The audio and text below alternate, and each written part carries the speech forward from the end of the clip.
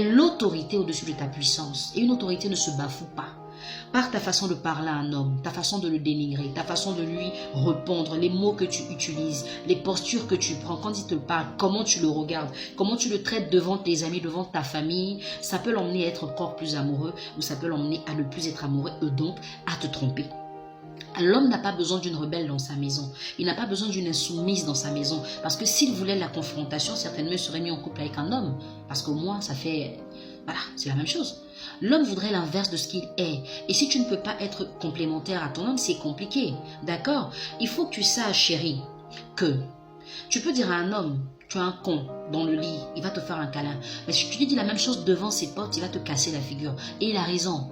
Il faut savoir parler à l'homme. La langue de la femme, elle peut la détruire comme la valoriser. Et si tu ne sais pas utiliser ta langue, chérie, tu vas perdre ton mari. Tu vas le perdre très rapidement. Et je te dis, c'est un argument valable pour te tromper.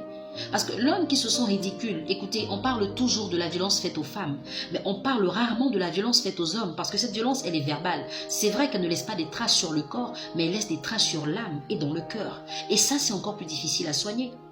Quand un homme n'est pas respecté, quand il est maltraité dans sa maison, quand des fois vos parents parlent à vos maris ou à vos conjoints comme s'ils étaient leurs animaux de compagnie, ce sont des choses qui les repoussent carrément.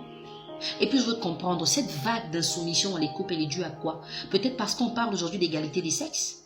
Mais les filles, l'égalité des sexes, ce n'est pas l'impolitesse. C'est la possibilité qui vous est donnée de faire les choses aussi bien que les hommes font pour être épanouis. Ce n'est pas une rébellion, ce n'est pas une démonstration de puissance. Et puis entre nous, quand vous vous rébellez devant un homme, ça porte quoi comme fruit? Un homme qui vous déshabille, qui vous met dans des postures ridicules, parce que pendant l'acte sexuel, la femme elle est très ridicule. Toutes les positions que vous prenez, c'est l'homme qui vous les intime. Mais en plus, ils n'ont jusqu'à toucher 2-3 parties de votre corps et puis vous devenez comme des moutons entre leurs bras. Et pourquoi quand on a fini tout ça, il faut venir maintenant se rebeller, avoir des allures guindées, être imbu de sa personne, parler à son homme comme si on parlait à un adversaire. Écoutez les filles, les hommes et les femmes sont complémentaires. Tant que vous n'aurez pas compris ça, vous aurez toujours des problèmes dans vos relations. Et puis, la tendresse, c'est quelque chose qui doit être naturel chez la femme. Quand la femme parle à son homme, il doit sentir une différence. Une femme ne peut pas parler à un homme comme un ami parle à son camarade, quoi. Il faut lui dire les choses de façon soft, de façon douce, de façon attirante. Il faut même l'emmener à venir vers toi parce que tu as fait une phrase qui est complète, une phrase qui est réussie. Mais tu ne peux pas être vulgaire, agressive, tu ne peux pas être dure et téméraire et puis vouloir séduire un homme. Non.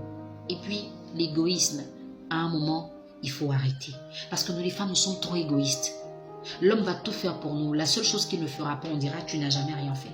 Quand vous perdez vos parents dans vos familles, ce sont les hommes qui les enterrent. Mais quand ils perdent leurs parents, ce sont eux-mêmes qui les enterrent. Et même quand vous devez porter le pack de funérailles, c'est eux qui le payent pour vous. Donc comprenez que les hommes font beaucoup de choses. Ce n'est pas parce qu'un homme n'a pas fait ce que tu espères totalement, ça veut dire qu'il n'a rien fait. Le peu qu'il a fait, il faut le lui reconnaître. Il faut lui dire merci. Déjà le fait qu'il soit dans ta vie, dis-lui merci.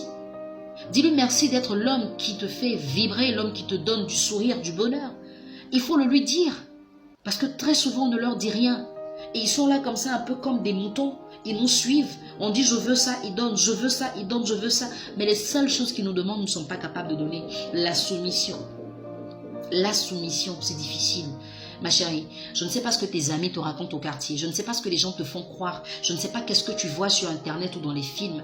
Mais écoute, le Dieu qui t'a créé demande d'être soumise. Si tu respectes ton Dieu et si tu l'aimes, obéis à sa parole. Ne le fais même pas pour l'homme qui partage ta vie, mais fais-le pour toi. Parce que c'est ça qui t'ouvre aussi des portes. Et quand tu veux être dans une relation, accepte et comprends que tu es dans un couple. Donc dans une relation où l'homme a son mot à dire, où tu as aussi ton mot à dire. Si ton homme te dit « je n'aime pas ça », n'insiste pas. Tu ne dois pas lui dire « non mais pourquoi tu n'aimes pas ?» C'est lui qui sait ce qu'il aime et ce qu'il n'aime pas. Autant tu n'aimerais pas qu'il fasse quelque chose et tu voudrais qu'il respecte. Respecte ce que lui ne veut pas que tu fasses. C'est tellement simple, c'est tellement beau. Et la vie est tellement parfaite comme ça. Des fois, on n'a même pas de problème dans le couple. Mais on va les soulever, on les charge, on les dépose et on cherche des gens qui vont nous expliquer qu'est-ce que ça fait.